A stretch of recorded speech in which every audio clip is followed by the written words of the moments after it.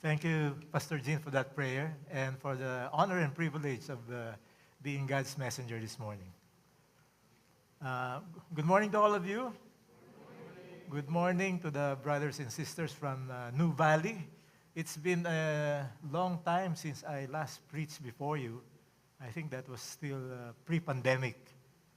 So I'm glad that we are now all together here under one roof. So, kamusta kayong lahat? Meron pa bang Olympics hangover? You know, after nanalo si Yulo ng first gold, I started watching live yung mga ibang athletes natin, including si Yulo, no? And they were being shown early in the morning, like 3 a.m., 4 a.m., no? So suddenly, we all got excited. And speaking of Olympics, I'd like to call your attention to this picture here, to the photo displayed on screen. And you see this gentleman who's flanked on both sides by the two Olympic gold medalists that our country ever produced. No? His name is Red Dumok. He is with the Philippine Sports Commission and the Philippine Olympics Committee. He was also a schoolmate in high school. He's actually 2 batches ahead of me.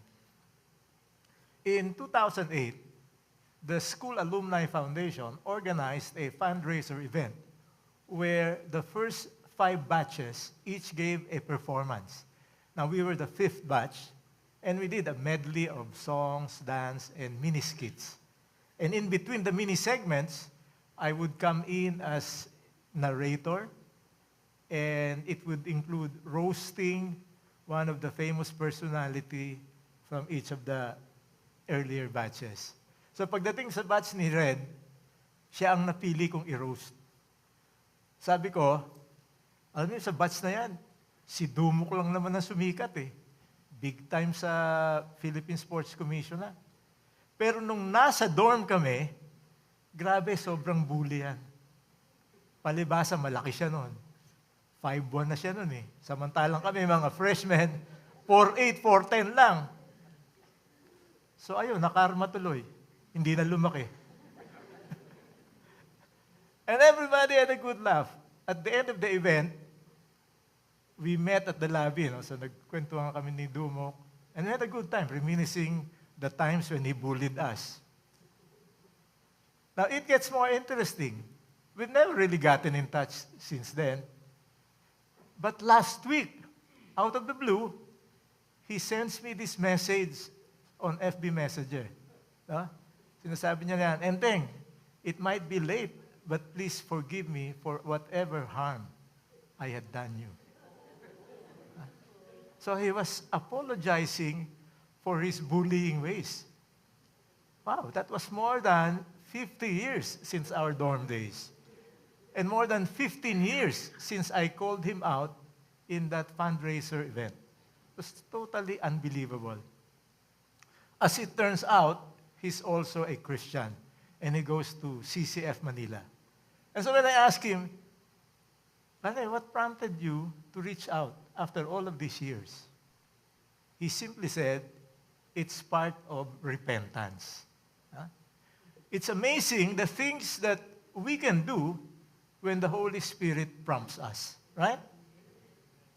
But you will also agree with me that it took a lot of humility for Red to admit his sin and ask for forgiveness, even if it's 50 years later.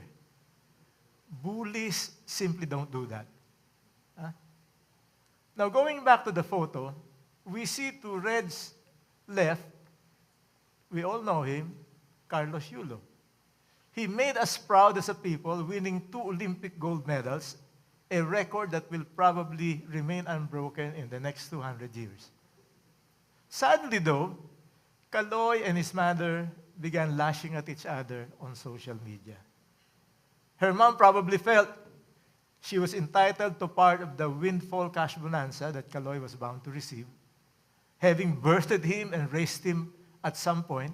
And si Kaloy naman felt that he is entitled to decide how to manage his financial bonuses. After all, siya naman na naghirap.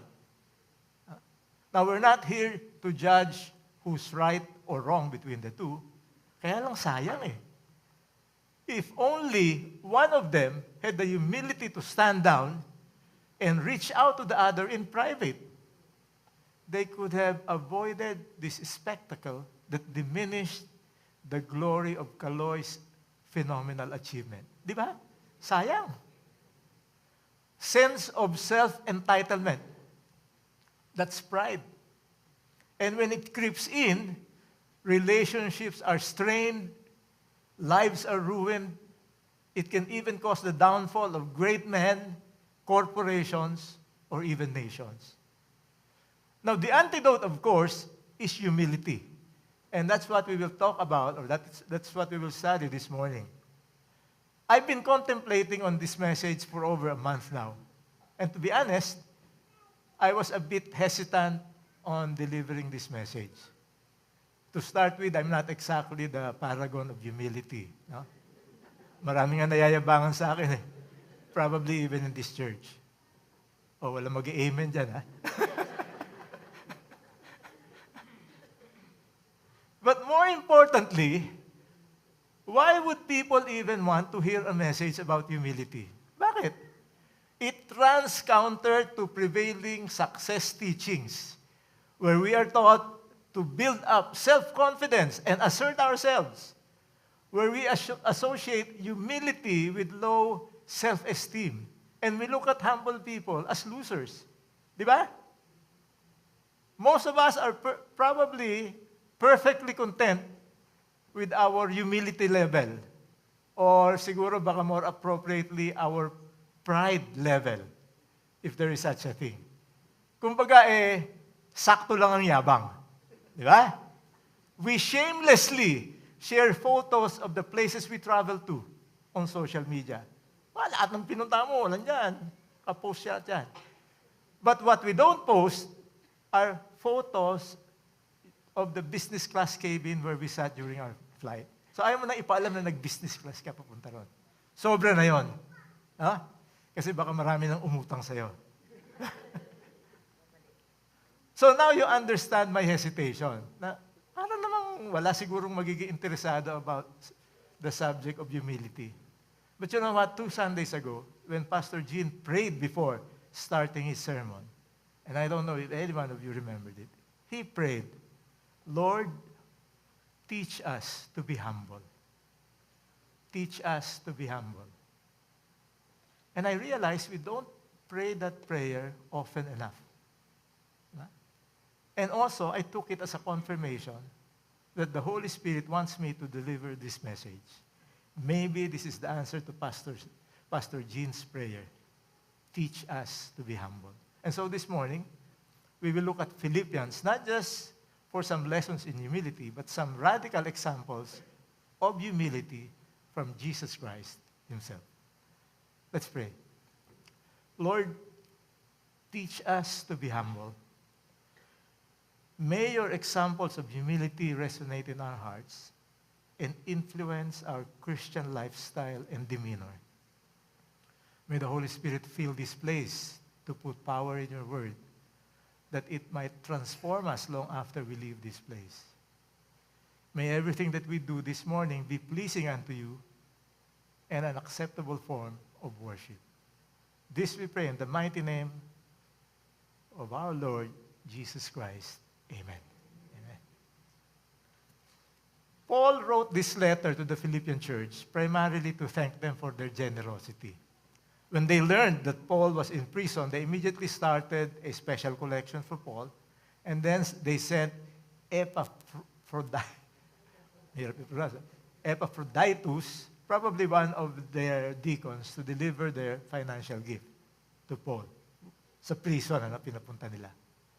Now, Paul has a special affinity with the Philippian church because they have consistently given financial support for his missionary work.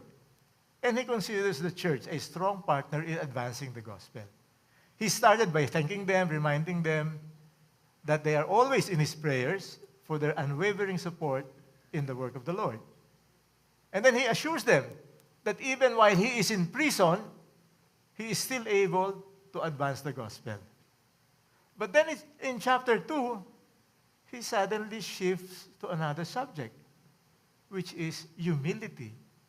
And the question is why? Why would he suddenly talk about humility? We need to look at the historical and cultural context of Philippi to understand this. You see, Philippi started as an insignificant Macedonian farming community. Very ordinary. But in 42 BC, there was an important battle that happened that was fought in Philippi. And it led to Augustus becoming the new emperor of Rome. So, naging important place siya, no? Now, in honor of his victory, Augustus gave Philippi a special status as a Roman colony. And it comes with special privileges. Philippi, therefore, became a very attractive place for Roman citizens to retire. And they were mostly army veterans. So during those times, pagka Roman citizen ka, you enjoy a lot of privileges not available to non-citizens. That's why they flaunt it. Every opportunity, at every opportunity, they remind everyone of their stature. Oh, citizen ako, ha? Ganun sila. And they look down at non-citizens, would often act with an air of self-entitlement. Now, there were many Roman citizens within the Philippian church. Many of them were mature Christians, and they were devoted to Paul's teachings.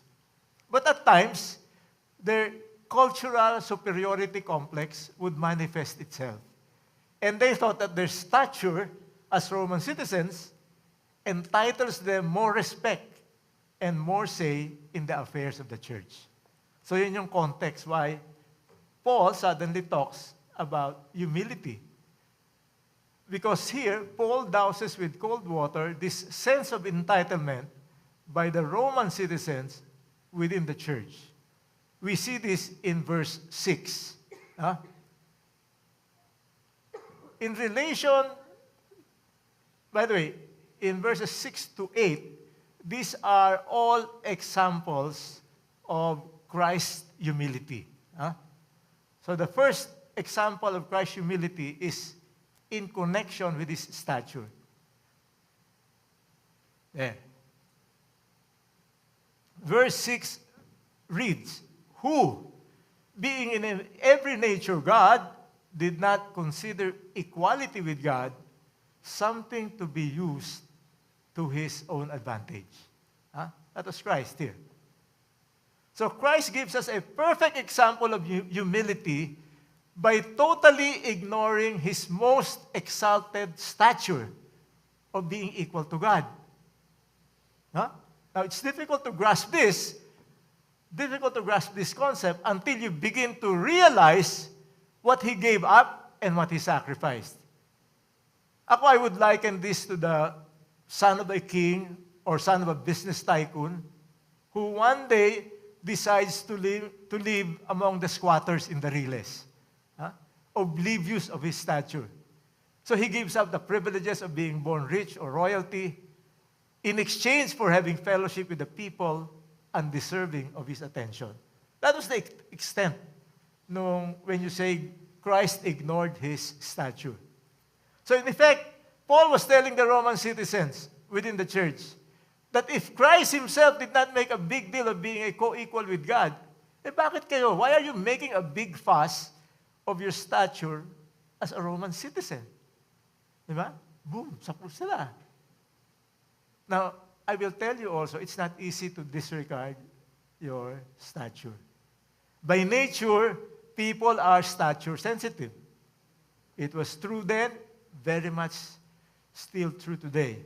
All you have to do is look at what people post on social media. It's all about projecting one's stature. Why do people buy branded apparel? Why do people buy iPhones instead of Huawei phones? Pareho namang you can make phone calls, you can send messages, you can take photos, right? Why do people buy an Audi, Mercedes-Benz, or BMW instead of a Hyundai? Any one of them will drive you from point A to point B. Taas ang kamay ng mga guilty. Ah, Ako, I'm guilty on all counts. They're all status symbols. You're actually telling the whole world where you stand in the socio-economic ladder, right? That's all it is. Status symbol lang. Now, if you've ever visited a friend or relative in the US, you will agree with me, you can tell kung sino yung bagong salta o yung bagong nag-migrate na Pilipino. Correct? How can you tell? Usually sila yung may malaking bahay and latest model ng Benz. Kasi madaling umutang dun eh. And they will take 2 jobs or work several shifts so that they can afford them. So, kilala mo kaagad yan. There was this Filipino couple who migrated to the US. The husband was in IT and the wife was a nurse. And so after only a few months, they were able to establish themselves financially.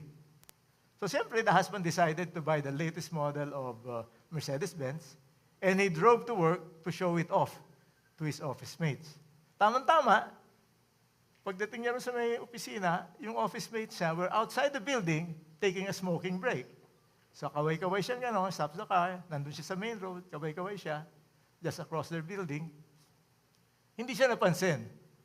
So he decides to step out, but as he opened the door, a truck drives by, hitting the door and completely ripping it off. So nawala yung pinto. So he grabbed his cell phone, dialed 911, and in a short while, a policeman came. But before he could ask any question, yung Pinoy was hysterical already, started raving and ranting, "Look what happened to my car, my new Mercedes," blah, blah, blah. So now there was a commotion going on. When he finally calmed down, the policeman was shaking his head. Sabi niya, "I can't believe how materialistic you Filipinos are. You are so obsessed with your possessions that you don't even notice anything else." So sabi ng Pinoy, "How can you say such a thing?" Sabi ng Pinoy. And the policeman said, "Don't you know your left arm is missing from the elbow down? It must have been torn off when the truck hit you." And the Pinoy screamed, oh my God, where's my Rolex?"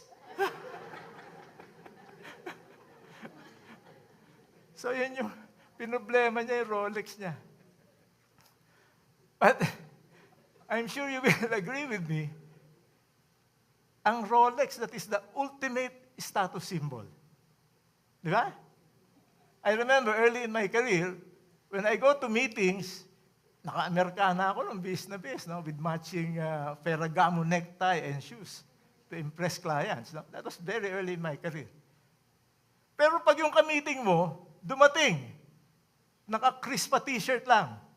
Alam ni Val yan kung ano yung Crispa t-shirt. Crispa Redmanizer t-shirt.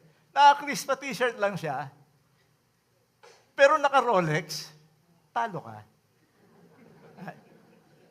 It's actually a statement. Sinasabi niya, "Pare, made na ako. Kaya hindi ko na kailangan magbihis ng garbo tulad mo." Yun ang message. Well, I've never been a watch person. But I'm wearing this Omega Moonswatch. I think that's what they call it. That's very popular these days. I like it kasi naka-velcro yung strap, ang daling isuot, very convenient. And the only reason I'm wearing it is because my children gave it to me as a gift last Christmas. I understand it comes in 9 different colors pala to. And may kilala ko, actually kilala nyo rin, kilala natin siya lahat. He owns a complete set, all 9 in different colors. Grabe, kahit gamitin mo 1 color a day, may sobra ka pang 2. Di ba? Anyway, going back to Philippians. Paul was telling the Roman citizens in the church to disabuse themselves of the sense of self-importance that comes from their citizenship.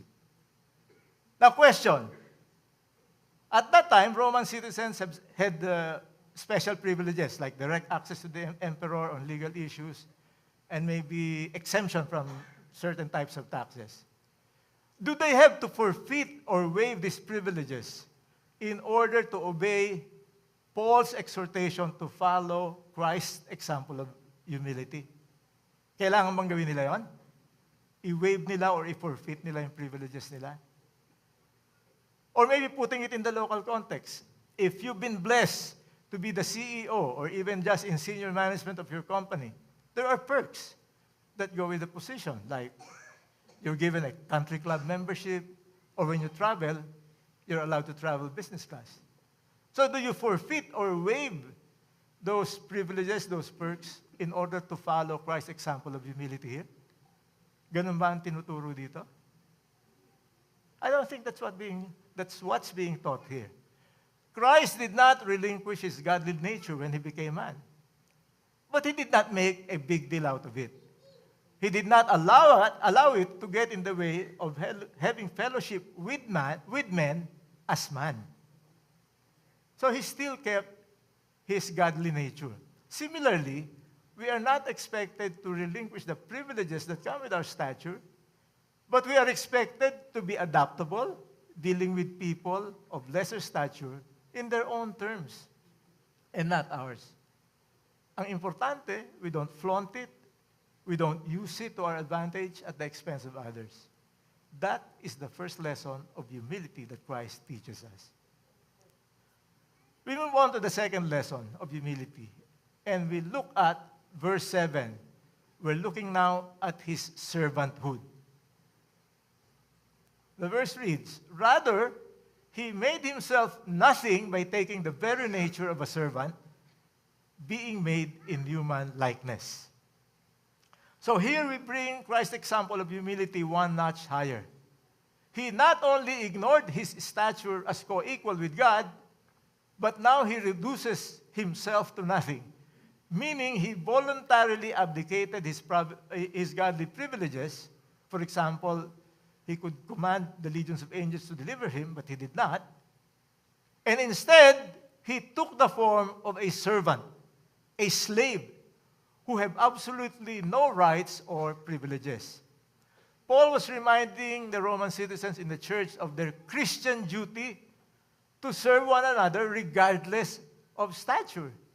Now, in their culture, it was unthinkable for a Roman citizen to serve a non-citizen. They were inferior and of lower stature. But in a church setting, you are duty-bound to do so. That's what Paul is saying.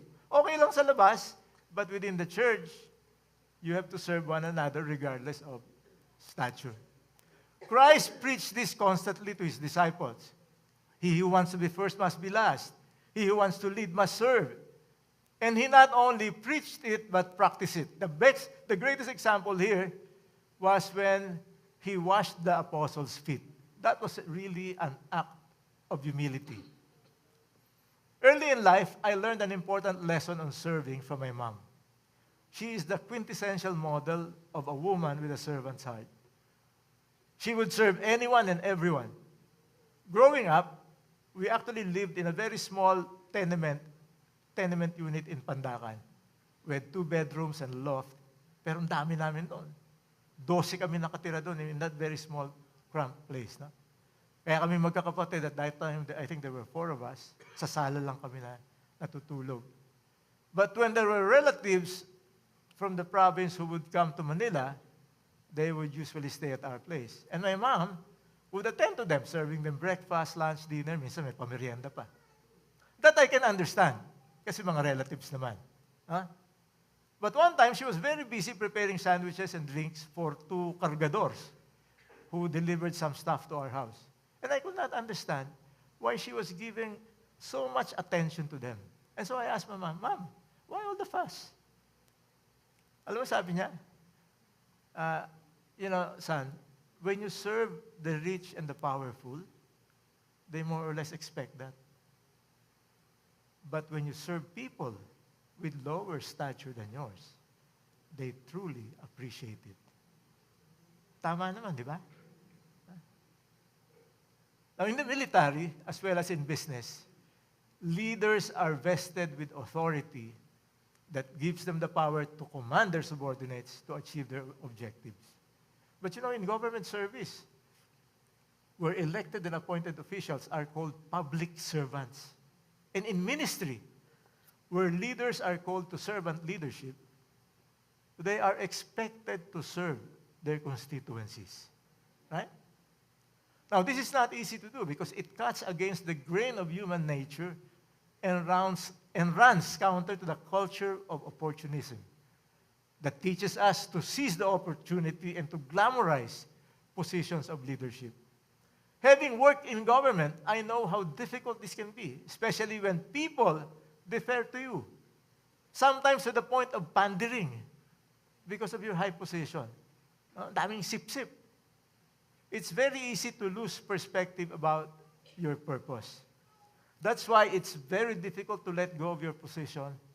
When you're up there, you get used to the perks, the favors, and the trimmings of high office. Like ako, when I was with the Department of Tourism, pag bumabiyahe ako, you skip the line. Ang tawag dito, immigration and customs, tuloy-tuloy ka lang.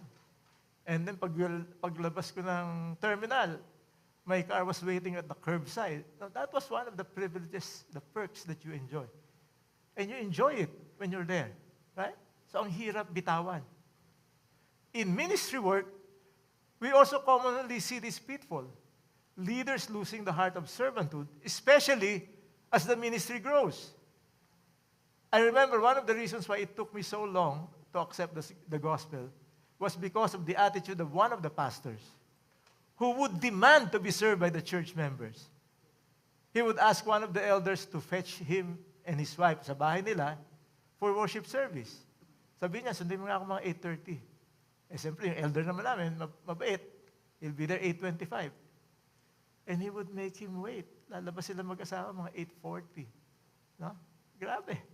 And then after service, while everybody else, including the missionaries, would fold the chairs and put them in the storage area, he would wait at the door, shaking hands with the members, projecting that he was exempt from this menial task.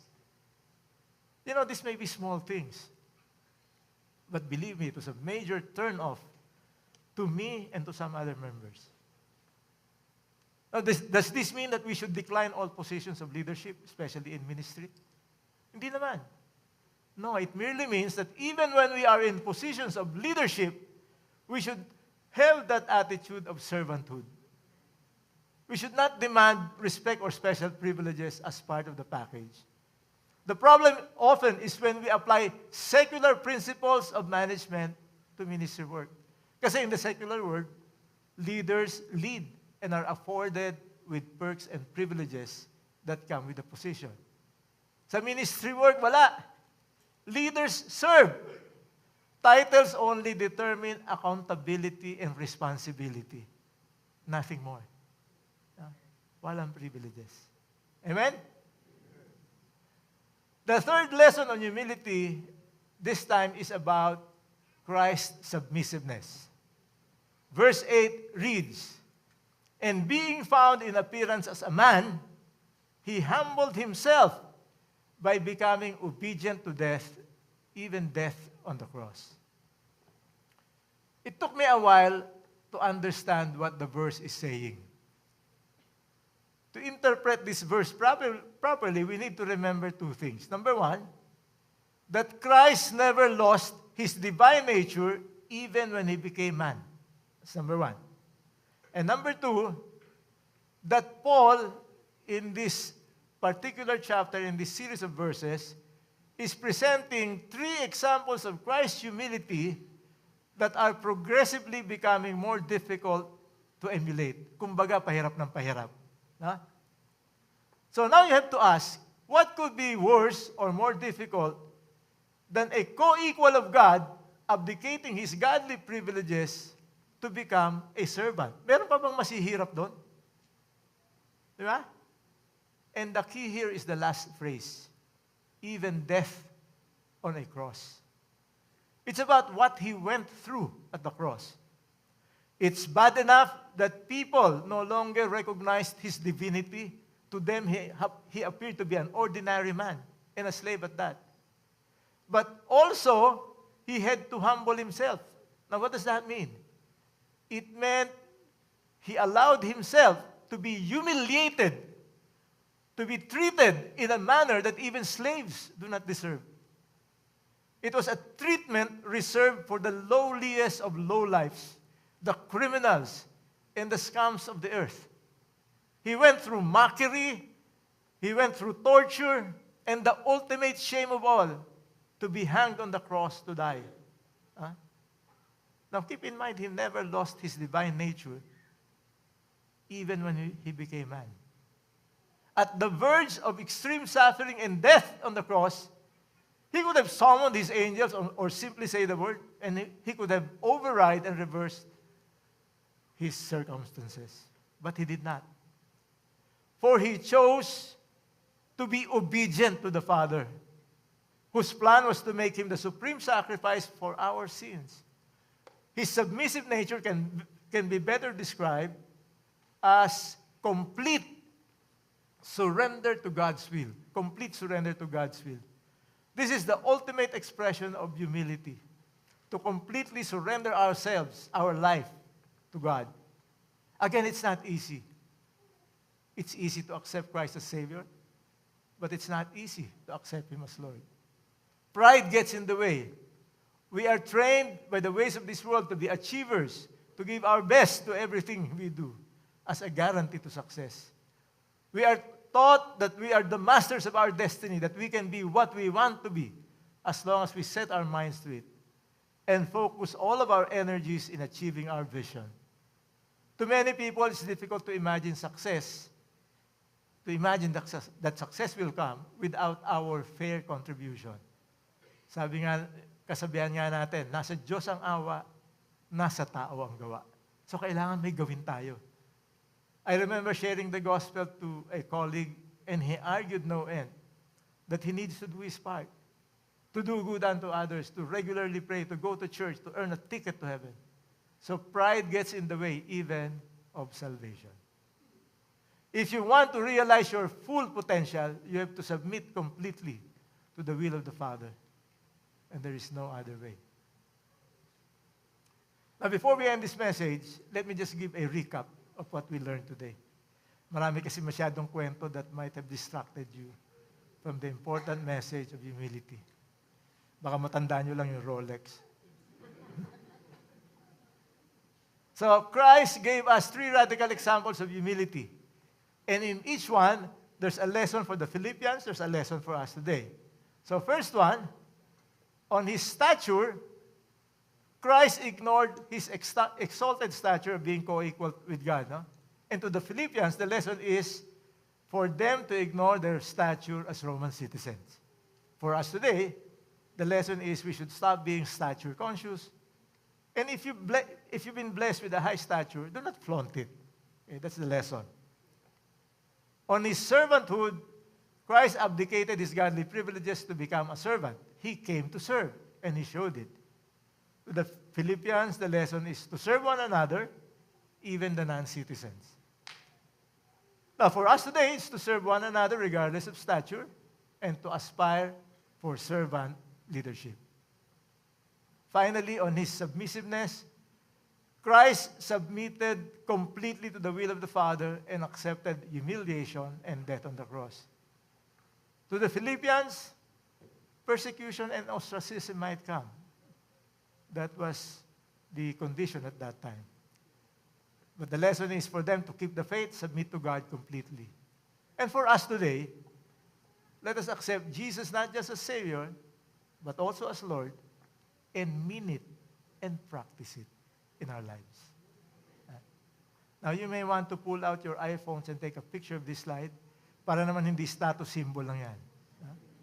Kuna yan, so that every time you feel like boasting or doing things on your own without consulting God, you pull out the picture of this slide to remind yourself of Christ's radical humility.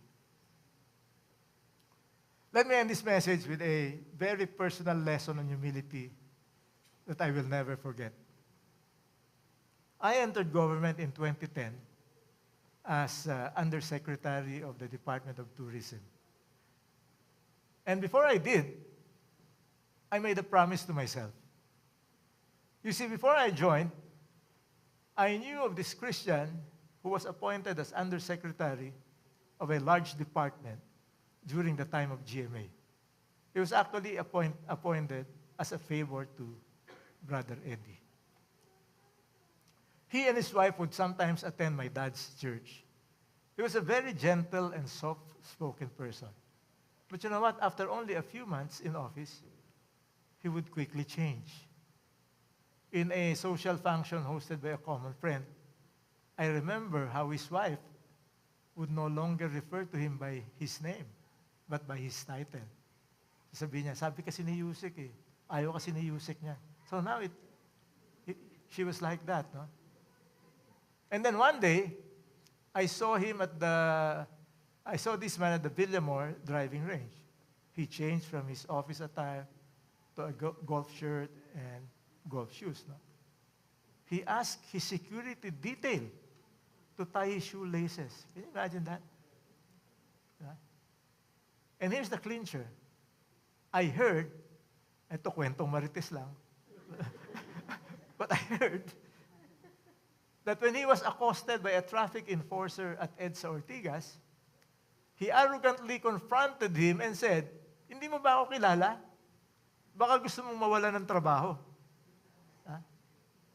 It's amazing how the stature of high office could transform a man in such a short time. And so I promised myself that during my stint in government, I would guard my heart and make sure that I would not use my influence for personal advantage or flaunt my position, no matter what the situation. And to be more specific, I promised myself that I would never, ever use the words, "Hindi mo ba ako kilala?" Right? By God's grace, I succeeded in doing just that until this one incident. You see, I was invited by a PAL official to play in their annual inter-club golf tournament. And although the deadline for submission has lapsed, the PAL official, the PAL executive told me, "Hindi, just fax the filled-up registration form together with your latest certificate of handicap." Yun lang, sabi niya. And so I instructed my secretary to comply. It's a big tournament I've never played before. And to be honest, I was really excited about it. And I was setting time out of my very busy schedule to pass by the driving range in the evening so I can practice. And then 2 weeks before the tournament, my secretary informed me that PAL called and said they could no longer accommodate me because the registration was full. So you can just imagine how angry it made me. Nag-practice pa naman ako. Tsaka golf yan eh. So I was fuming mad. You can call me names. You can even insult me to my face. I can take it. But you cannot bump me off from a golf tournament. Iba yan. And so I calmly instructed my secretary. I go, "Can you call PAL and tell that girl responsible for the registration? Baka hindi niya ako kilala. Baka hindi niya alam na Yusek ako." So boom, epic fail. And as soon as it dawned on me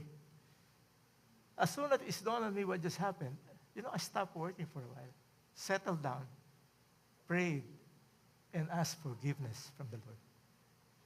My friends, I can tell you with all sincerity that humility is not easy to come by. It takes very little to trigger the arrogance that is in each one of us. That's why we need to constantly guard our hearts and follow the humble attitude of our Lord Jesus Christ. At every opportunity, let us pray Pastor Jean's prayer. "Lord, teach us to be humble." Good morning.